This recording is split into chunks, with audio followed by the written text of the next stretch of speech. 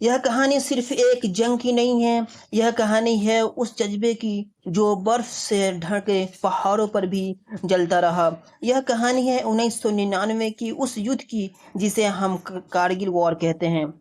और उस जंग में एक नाम चमका, एक ऐसा नाम जिसने न सिर्फ दुश्मन के इलाके में उड़ान भरी, बल्कि भारत की बेटियों को एक नई उड़ान दी। नाम था गुंजन सक्सेना। 1971 के युद्ध के बाद दोनों देशों के बीच तनाव बना रहा। आइए पहले ये समझने की कोशिश करते हैं कि कारगिल युद्ध आखिर हुआ क्यों था और कैसे हुआ था। इसके बाद भारत की बेटी गुंजन सक्सेना का इसमें कितना बड़ा रोल था वो समझेंगे। 1998 में न्यूक्लियर टेस्ट। मई 1998 में भारत ने पोखरण में 5 परमाणु परीक्षण किए। उसके जवाब में उसको इसको देख करके पाकिस्तान ने तुरंत उसके जवाब में चगाई में 6 परमाणु परीक्षण किए। अब दोनों देश परमाणु ताकत बन चुके थे और तनाव अपने चरम पर था। आया फरवरी 1999, शांति की पहल। भारत के तत्कालीन प्रधानमंत्री अटल बिहारी वाजपेयी ने लाहौर का ऐतिहासिक दौरा किया। पाकिस्तान के प्रधानमंत्री नवाज शरीफ के साथ लाहौर डिक्लेरेशन पर हस्ताक्षर हुए। इसमें कई सारे पॉइंट्स पर हस्ताक्षर किए गए। पहला पॉइंट ये था कि दोनों देश आपसी शांति बनाए रखेंगे, परमाणु हथियारों के इस्तेमाल से बचेंगे, कश्मीर मुद्दे पर शांतिपूर्ण तरीके से हल किया जाएगा। लेकिन पाकिस्तान की सेना, विशेष करके जनरल परवेज मुशर्रफ, इस समझौते से खुश नहीं थे और उसके बाद आईएसआई ने मिल करके ये एक साजिश की प्लानिंग की कि कश्मीर के कारगिल सेक्टर की ऊंची पहाड़ियों पर चुपचाप कब्जा किया जाए और सीमा पार करके कारगिल की ऊंची पहाड़ियों पर चुपचाप कब्जा करने की योजना इन लोगों ने बना ली। सर्दियों में भारत इन पोस्ट को खाली कर देता था क्योंकि वहां रहना बेहद मुश्किल होता है। -10 डिग्री तापमान नीचे आ जाता है। पाकिस्तान ने इसी का फायदा उठाया। मकसद था एलओसी को पार करके भारतीय हिस्से में आकर ऊंचाई पर कब्जा करना। लेह लद्दाख और श्रीनगर को जोड़ने वाला राष्ट्रीय राजमार्ग NH-1A को ब्लॉक कर दिया। भारत को रणनीतिक और मानसिक झटका देना। घुसपैठों का खुलासा कैसे हुआ? आखिर इन लोगों ने ऐसा किया तो ये कैसे हुआ?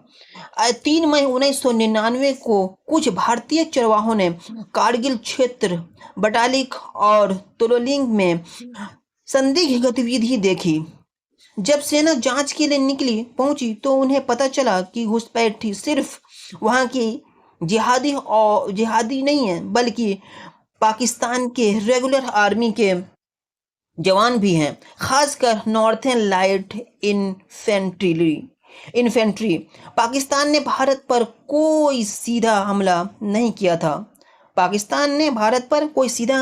था, बल्कि पाकिस्तानी सेना, खास तौर पर नॉर्थर्न लाइट्स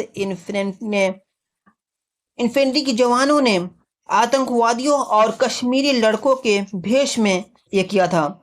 भारत के नियंत्रण वाले कारगिल, द्रास और बटालिक सेक्टर में एलओसी पार करके घुसा दिया। यह घुसपैठ मई 1999 में शुरू हुई, जब बर्फ पिघल चुकी थी और ऊंचे पहाड़ी दर्द खुल चुके थे। पाकिस्तान ने किन किन रास्तों पर हमला किया था? टोलोलिंग, द्रास NH-1 पर, जो श्रीनगर लेह हाईवे पर कब्जा किए। टाइगर हिल, द्रास सबसे ऊंची चोटी पे नजर रखा जा सकता था। कैप्टन विक्रम बत्रा की शहादत यहीं पे हुई थी। बटालिक सेक्टर, कारगिल, पाकिस्तान को सीधा रास्ता मिलता।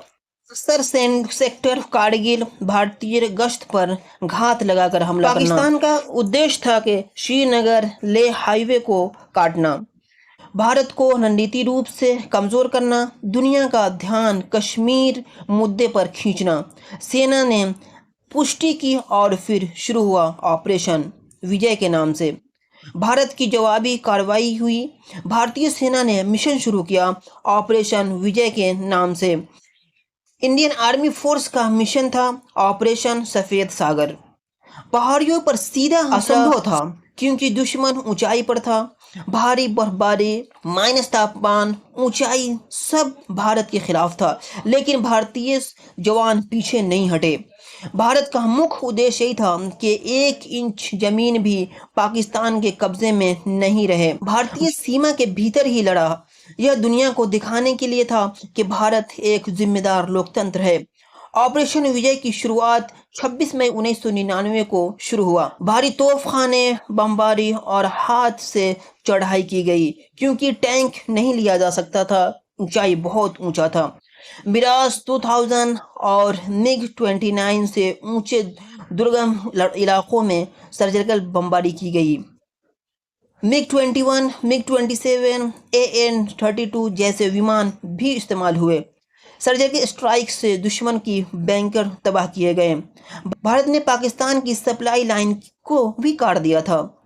रणनीति ये थी कि ऊंचाई पर कब्जा करना। भारत ने नीचे से चढ़कर हमला किया। दिन रात का हमला यानी 24/7 अभियान। सैनिकों ने रात में भी चढ़ाई की, स्थानीय सहयोग भी लिया, लद्दाख के स्थानीय लोगों से जानकारी ली। विशेष बलों का प्रयोग, घातक प्लेटून पारा कमांडोज का उपयोग किया, तोपखाने का जबरदस्त उपयोग किया। बोफोर्स तोपों से लगातार बमबारी की गई। संयम का परिचय भारतीय सेना ने दिया। भारत ने LOC पार नहीं किया। अब एंट्री होती है गुंजन सक्सेना की। गुंजन सक्सेना का जन्म 1975 लखनऊ उत्तर प्रदेश में हुआ था। परिवार में फौजी माहौल था। पिता और भाई दोनों सेना में थे।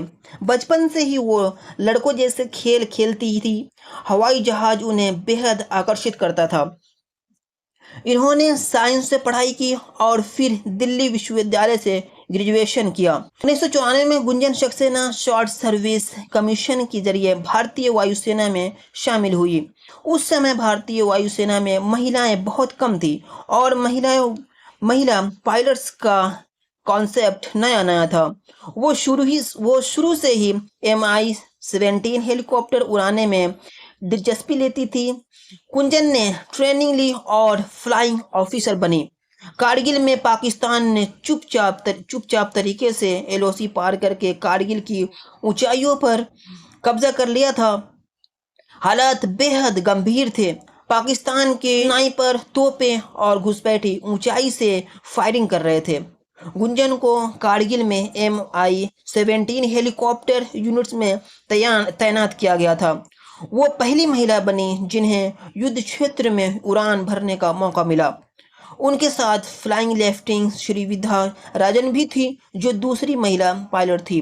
गुंजन को हेलीकॉप्टर उड़ाकर युद्ध क्षेत्र में भेजा गया। मौसम बेहद खराब था, ऑक्सीजन की कमी थी और हर जगह जान का खतरा। इनका काम था घायल सेना को निकालना, रसद पहुंचाना, दुश्मन की गतिविधियों का निगरानी करना। इन्होंने 6 तक हेलीकॉप्टर उड़ाया, जिसकी क्षमता सीमित थी, लेकिन वह ऊंचाई पर उड़ सकता था।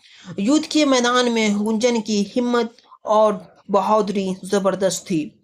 गुंजन की उड़ाने 13,000 से लेकर के 18,000 फीट तक की ऊंचाई पार करती दुश्मन की तरफ से रॉकेट लॉन्चर और बंदूक से फायरिंग की जाती थी। एक बार तो उनकी हेलीकॉप्टर पर गोली, लेकिन उन्होंने साहस नहीं खोया। अपना मिशन, अपना काम बेहद बहादुरी से और चालाकी से और माइंड लगाते हुए करती रही। घायल सैनिकों की सुरक्षा करती रही, उनको निकालती रही। बार बार उड़ान भरकर उन्होंने दर्जनों जवानों को घायल अवस्था में के बेस में अस्पताल पहुंचाए। दुश्मनों की लाइन में महज 2 से 3 किलोमीटर दूर हेलीकॉप्टर उतारना मौत के मुंह में जाना था। ये काम भी उन्होंने बहुत बहादुरी से किया। ये सब के कारण पाकिस्तान को पीछे हटना पड़ा और काफी नुकसान उठानी पड़ी, जैसे कि काफी उनके सैनिक मारे गए। कहते हैं कि 1000 से लेकर के 1600 के बीच उनके सैनिक मारे गए, लेकिन अब तक पाकिस्तान ने आधिकारिक संख्या नहीं बताई है। उनके जो सैनिक घायल हुए लगभग 2500 से प्लस। भारतीय सेना ने उनके कई हथियार को कब्जे में लिया, गोली बारूद और उपकरण भी कब्जे में लिए। चौकियों का नुकसान हुआ। भारत ने 130 से प्लस अधिक चौकियों को फिर से वापस हासिल किया, फिर से लिया।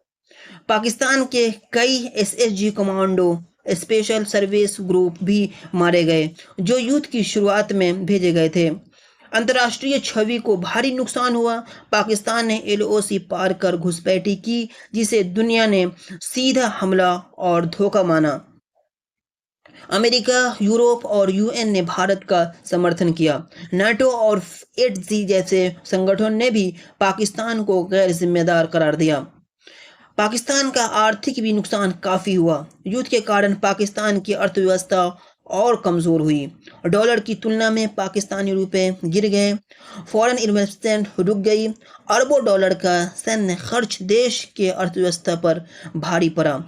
मनोवैज्ञानिक और राजनीतिक का भी बहुत बड़ा झटका लगा। पाकिस्तान की जनता को लगा कि उन्हें अंधेरे में रखा गया है। तत्कालीन प्रधानमंत्री नवाज शरीफ और सेना प्रमुख परवेज मुशर्रफ के बीच तनाव बढ़ा और इतना तनाव बढ़ा कि नवाज शरीफ को अमेरिका जाना पड़ा और अंततः तख्ता पलट हुआ। मुशर्रफ ने सत्ता संभाल ली। पाकिस्तान का मकसद था कि भारत सियाचिन और लेह से कट जाए, लेकिन भारत ने चोटी दर चोटी वापस ली। पाकिस्तान को पीछे हटना पड़ा और सबसे शर्मनाक बात यह था कि पाकिस्तान ने अपने मारे गए सैनिकों की लाशें लेने से इनकार कर दिया। भारत ने उन्हें सम्मानपूर्वक दफन किया। भारत की जीत हुई और गुंजन गुंजन का सम्मान हुआ।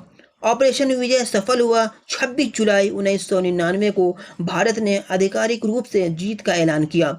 इसी दिन को अब कारगिल विजय दिवस के रूप में मनाया जाता है। गुंजन सक्सेना को सम्मान मिला। उन्हें शौर्य चक्र से नवाजा गया। वो बनी भारतीय वायुसेना की पहली महिला युद्ध पायलट। उनकी कहानी हर बेटी के लिए प्रेरणा है बनी। गुंजन ने शादी के बाद फ्लाइंग से रिटायरमेंट लिया। एक बेटी की मां है और आज भी लड़कियों को प्रेरित करती हैं। 2020 में उन पर फिल्म बनी गुंजन सक्सेना द कारगिल गर्ल।